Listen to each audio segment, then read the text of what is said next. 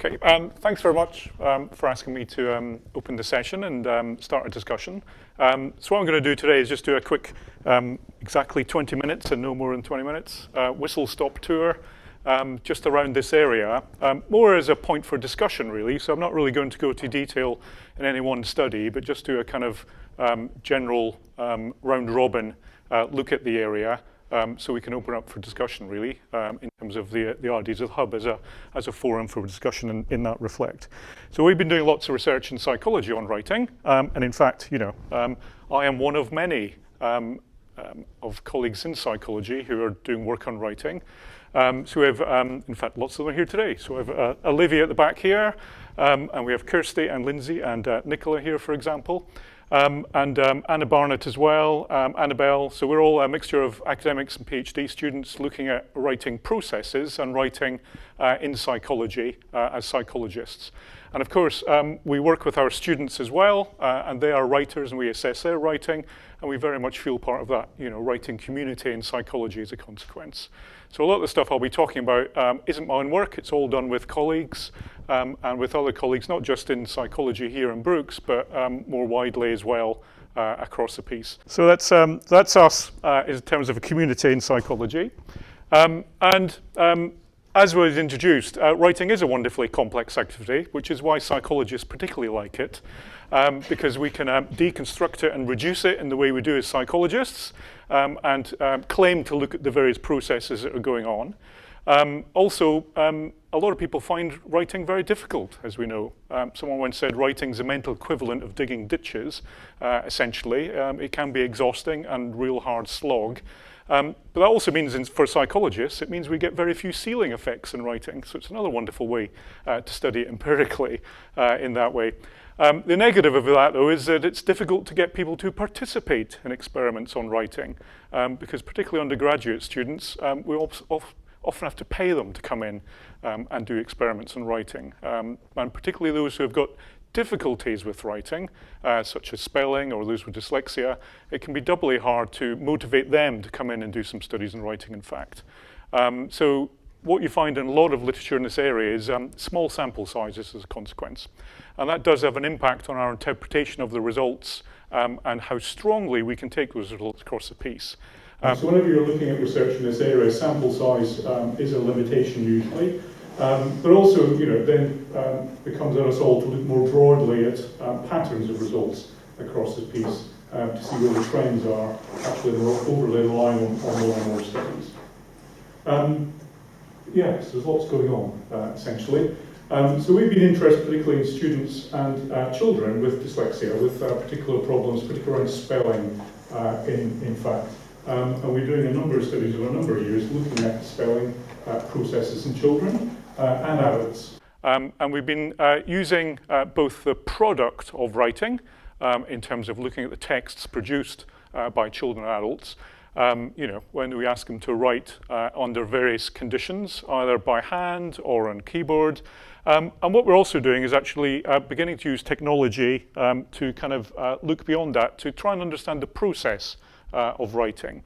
So what we've been doing is looking not just at the product, which we can still get a lot from, so we can look at examples of writing and assess them for a number of spelling mistakes, how many words are produced within a particular time frame, and then looking at the language inherent in each of the texts to judge them against perhaps people or children of the same age, same abilities, etc., to see where some differences lie. What we've also been doing is looking at the real-time processing going on using writing tablets that electronically capture the writing process. So the person here is writing away on a normal piece of paper with an inking pen, but there's a bit of electronic gadgetry in there that captures the process on this digital tablet, essentially a big mouse pad, that we can then analyze. There are a number of programs out there that colleagues in the department use to do that, and we can look at all sorts of the time course of writing as a consequence. One way to visualize it is that these circles represent pauses in writing. The larger the circle, the larger the pause. So you can see just from there that one of the reasons perhaps that this amount of writing is so small in the same time period is so many more pauses are going on. So it's very disfluent, production process that's going on, leading to less production per se, in fact. So we've been doing a number of studies looking at the time course of writing in that regard, and particularly with a previous PhD student of ours, Emma Sumner, who's now at UCL and still doing lots of work in this area.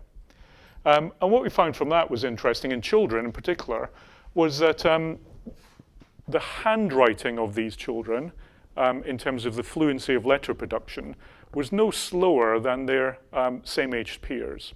So it wasn't an issue that the motor aspects of writing were particularly slower, but what seemed to be was that it was actually the disfluency that was the issue. So the pausing was much more prevalent in that group. And in fact, the pausing, if you do some correlations and regressions, predicted the amount of text produced and had a strong relationship to the quality of that text produced as well. You can see also that the pausing happened in particular places. It didn't happen, as you might expect, between words, but it tended to happen a lot more within words. So showing that these children had a real difficulty with the construction of words and getting the spelling of words down on paper, in fact. So difficulty with spelling, in fact, seemed to be closely tied to this disfluency, and then had an impact on other aspects of the quality of the text. Why might that be then? Writing is a complex process, as we said. There are lots of things going on as we write, and skilled writers can parallel process a lot, so you can conceptualize, formulate, and execute. And skilled addicts can do that in parallel, so that when you get to the execution, it's one smooth example of writing going on. However, if you're challenged in writing, perhaps because you find it difficult to retrieve spellings, or you've got other difficulties around writing, perhaps you've got poorer working memory skills or slower processing, then it becomes more difficult to parallel process. And that's what then leads to these long pauses, you might theorize. So again, in terms of how we model writing, we can conceptualize it in terms of this breakdown of parallel processing, leading to this disfluent style of writing during the production process. So over a number of years, not just our work, but lots of other colleagues' work, not just in the UK, but around the world, shows that children with spelling difficulties, there's a particular trend to the writing they produce, and you can begin to identify all the kind of markers of the kind of texts that these children produce. And it's, as you might expect, they produce less text than their peers, more spelling errors. The words they tend to produce tend to be less rich and varied. That may be a function of children choosing easier words to spell, which tend to be higher frequency and have less specific meaning, which often leads to a lower overall quality rating for these children. So the quality, the higher order messages in their writing, or the focus of what they're meant to be writing, is often poorer in terms of outputs overall. And they tend to be slower and disfluent when they're producing text. That production process is marked by more pauses when they're writing, much more within word pausing and disfluency. However, their handwriting execution does appear to be as fast. They're particularly slow at copying, and Olivia's done quite a bit of work on that. So we might expect, one mitigation for these children is to give them words to copy, and in fact that seems to slow them down even more, because that all then involves reading. And it involves holding stuff in memory when you go from reading to writing. So in effect, almost has the opposite effect. And this pausing is very strongly linked to spelling ability. This disfluency is very tightly tied to some of the primary difficulties children have in terms of processing print and producing print in terms of word level difficulties. So you've got a word level difficulty, it's related to poor spelling, and then typified by this slower, more hesitant writing style, which usually has an impact then on the overall quality of the text, in terms of poorer ratings, poorer scores, poorer outcomes. So that's children. In terms of adults and students at university, you find similar patterns. In fact, not as strong patterns, because adults at university tend to be a more selective audience who have done a bit better at school, perhaps, than their peers with dyslexia, and so there's probably a bit of selection going on. They're probably at the less severe end, on average, not always, than perhaps their same-age peers with dyslexia who they started with at school. Olivia's done some nice work showing that this word level difficulty is still really prominent. They're still very slow at writing particular words, even in adulthood. And this problem with copying still persists into adulthood as well. Some recent work we've got impressed with Emma Sumner at UCL gave students, in fact students here in fact it was, a 20-minute essay task and compared students with dyslexia and without dyslexia on that task. And again, student dyslexia had more spelling errors, as you'd expect with dyslexia, but those essays were still lower in quality by raters, even if you gave the raters those same essays when you corrected the spelling errors. They were still rated lower, in fact. So there's still something, spelling has a high order impact, that ripples out in terms of other processes. And spelling ability was still the best predictor of the overall quality ratings of those essays. What was interesting was the revisions that went on. So we examined the processes during writing. Students with dyslexia were much more prevalent in terms of the proportion of revisions around spelling than their peers. What was interesting was that only 20% of those revisions were accurate in terms of they corrected only 20% of the spelling errors. And in fact, 85% of their edits were to actually correctly spelled words. So a spelling problem doesn't just mean a problem in terms of producing incorrect words, it's a problem also in recognising the correct words. And you slow down and have to deal with those as well. So it's almost a double disability in that way. Similar, that's in writing by hand. Writing by keyboard, very similar results as well. A number of colleagues around the world showing that even if you're writing by keyboard, similar patterns are still there in terms of the pausing over misspelling, and et cetera, et cetera. We'll come back to spell check in a moment, where Lindsay's work at the back. So it's a very similar pattern in students with dyslexia as to children, except there is some ambiguity if you look more widely at the literature. Some studies find that adults with dyslexia produce the same amount of text appears. Some do, some don't. But what is consistent are those in red there, that they're always producing more spelling errors. They generally always have a lower quality rating. Spelling ability is still quite highly tied to quality ratings, and copying tends to be a lot slower as well. These other things around the production process and timing, again, there are differences in the literature, and that made it come down to differences in the task, differences in the languages studied, and differences in the sample sizes. So there's still a lot of research to do to look at there. In terms of what to do, some of it's fairly obvious. It would be great if we could improve their spelling and reading ability. That's easier said than done.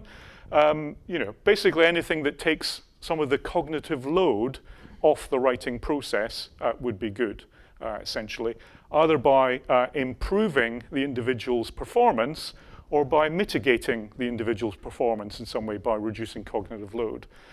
So for example, extra time in exams, we'll talk about in a second, or getting them to use technological tools that might actually take the load off them in terms of freeing up resource so they can more effectively parallel process or get over some of the spelling issues.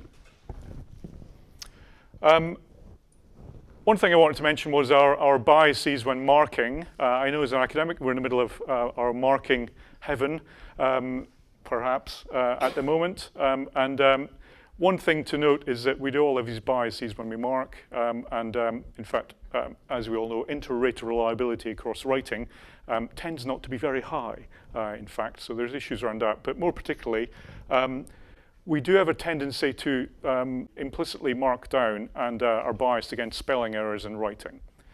So there's a long history of research showing that if you give people an essay with or without spelling errors, but it's exactly the same content, the essay with spelling errors will be marked not just down in terms of it's got spelling errors, but it will be receive a lower judgment in terms of the overall cohesion, organization, most of the kind of ways you want to look at a text and give it an academic or a judgment, essentially, in terms of quality.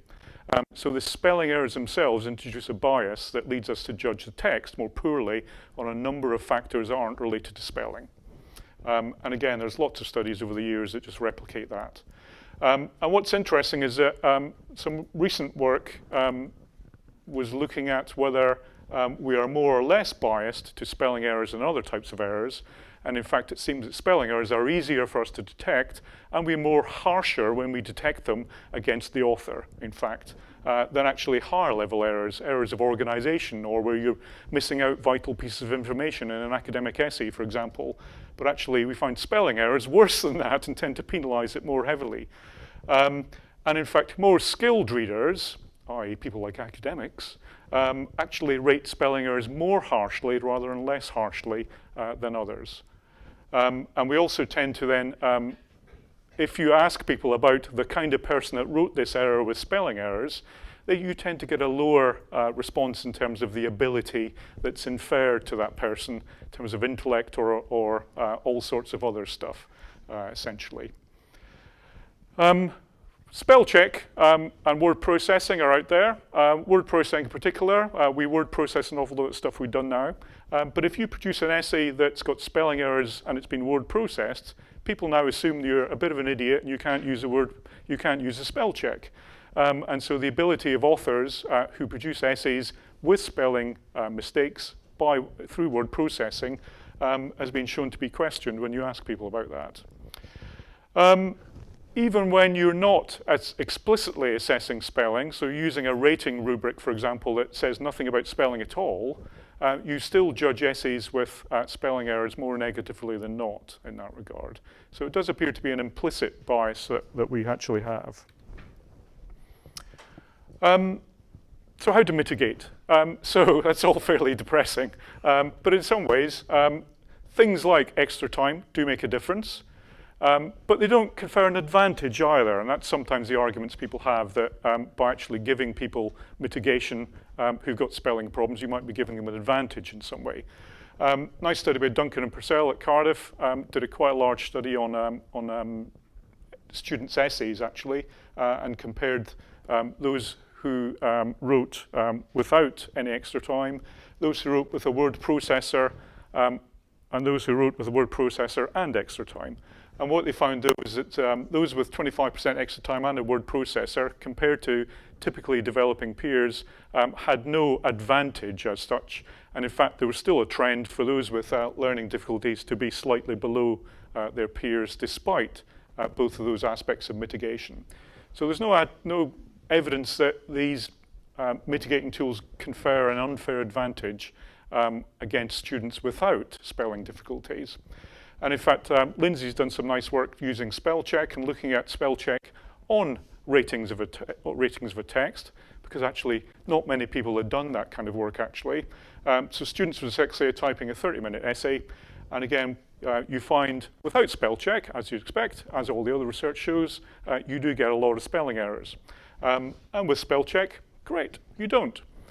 So tick in the box there. And again, if you actually compare those to same age peers and looking at all the other aspects of writing, that addition of the spell check didn't give any more advantage to the individual's dyslexia than you would expect, essentially. Is that correct, Lindsay? Yeah, right. Okay. So, but spell check isn't perfect. It doesn't pick up homophones or other real word substitution errors. So it still needs, it's a tool, but it's not 100% perfect. Nicely though, homophone errors are rated a bit more leniently by markers than other kinds of misspellings, so that's good. But autocomplete can be useful as well. There are other parts of technology out there. It did lead to a reduction in misspellings. However, again, in terms of where you look and working memory, it's not necessarily perfect either. Autocomplete in this study, which was a small study, wasn't a huge number of students in that one, was it, Lindsay, if I can remember? Yeah. But they found that, they weren't quite as good using autocomplete as other students, for example. Okay. So what? So, and again, it's about using the tool and how you use the tool, and even using a tool may have a cost. So for example, what we tend to do, again, Lindsay's study there, the red underline you get in spell check, which most people see as an advantage because it highlights the word that you need to deal with, in some cases could be a disadvantage.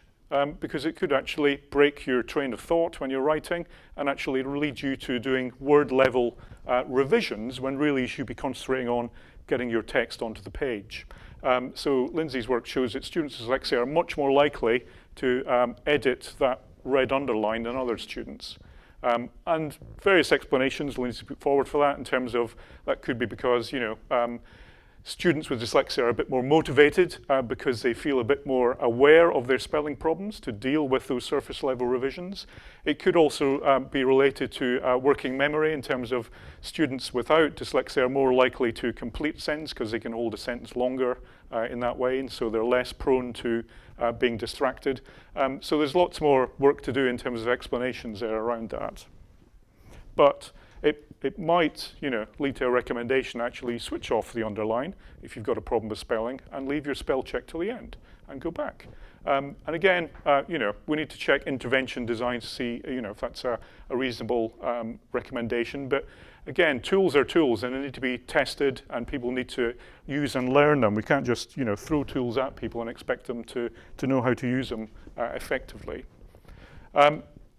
What I was interested in also, we did a quick survey looking at universities. Do universities actually allow spell check? If spelling is at the root of most adults and children's with dyslexia's problem of writing, or has a very strong root for that, sounds to me reasonable that we should let people have spell check, particularly as we've got research now showing it confers no obvious unfair advantage in comparison to other students. So last year we asked universities if that was the case. We got about half replies back from 133 universities. Nearly all of them allow word processing in exams, so that's great. Only half, though, allowed spell check with no restrictions. Another 20% did allow spell check, but you had to, basically produce an awful lot of bureaucratic paperwork to get those, get that approved, essentially. And then 30% didn't allow spell check during exams at all. So they were quite happy for students with dyslexia to produce these spelling errors, in examinations. And the response was, academic staff can assess these essays and just ignore the spelling, and that's what we do here. This is the instruction to academics like myself and others around here to ignore the spelling. Student not should not be penalised for poor spelling, poor grammar, awkward sentence structure, etc., etc. Despite the strong evidence that, implicitly we find that difficult, but there is no actual evidence that we can consciously ignore it, but there's no evidence the other way either. So no one's done this study yet around spelling to say, please rate this essay and ignore the spelling entirely. No one's actually done that study yet. So that's something we're trying to set up this year. A study our students have done in conjunction with Kirsty and Lindsay up there is they actually looked at poor handwriting. And with the students, they got how many students was it? 6 students did the study. Yes, how many students in the sample? In the sample, how many do we have? I think it's about 50 or 60. 50, 60? 56 students, yeah. Were asked to rate essays that, it was a 4-way condition, wasn't it? In fact, what am I talking about? You can talk about it. No, I'm just taking pictures to send to the students. Yeah. 4 conditions, weren't there? There were 4 conditions yeah. of with rubric, without rubric, yeah. poor quality handwriting, better quality handwriting. Yeah. So students were asked to assess the same piece of writing that was either poorly handwritten in terms of the quality of the handwriting or not, and then asked to assess it just normally or assess it by ignoring poor handwriting. Is that correct? Yes, so they were given a rubric that told them what to focus on, and it was all parts about quality of the content. Yeah. Or they were just asked to assess the quality of the content on a scale of, I think it was like 1 to 10 yeah. or something like that. Yeah. One of the groups told to ignore handwriting right. quality. Yes. Yeah. And despite being told to ignore handwriting quality, it was still ranked as poorer. Yeah, they were still penalised for that poor handwriting quality. Yeah, even though the content were. So there's no evidence yet that we can, that this is wrong, but there's some evidence that, people do find it difficult to ignore things like poor handwriting quality, even when you ask them to, quite explicitly. So the next study is probably, do something around spelling, I think. See if they could consciously ignore spelling, just to hammer that final nail in the empirical coffin of, bias and spelling around that, assessing and poor spelling, essentially. There's also no evidence that adults with there's very little evidence actually adults with dyslexia have poor handwriting. Actually, it's very mixed, despite what generally is a common belief in that area. So don't go away thinking that adults with dyslexia have poor handwriting in terms of quality and style. It's not necessarily the case. It's very mixed in that way. Okay. So I've probably gone over 20 minutes now. Right, I'm stopping now. Okay. Right. So just to conclude then, I would say, certainly as a justification that extra time as mitigation is justified. Children and adults with dyslexia do take longer to write the same amount of stuff than others. Spelling errors do bias us, and they're replete in the writing of individuals with dyslexia. Technological tools can help us overcome those spelling errors, but they still require thought and instruction on how to use them. So for example, great, introduce a spell checker, but there are all sorts of other things to investigate there about, the suggestions, whether that, provide it, how people use that effectively. If we allow people to use spell checkers, who uses them, who doesn't, in terms of, does that make a difference? All sorts of stuff. So there's still loads to do, essentially. And that's, oh yes, one more thing. Just be aware, spelling as well. So I came across this today, which is quite interesting. These annoying online chat bots you get that pop up. Someone did a nice paper where they actually inserted a spelling mistake into the opening chat box thing. And what they did in a nice empirical study, they found that if the bot kind of appeared to correct that spelling mistake, in other words, be a bit human, you are much more likely to interact with this chat bot than the other one. Yeah, so actually, errors can make you seem human as well. So I'll see that on a positive note. Thanks. Okay.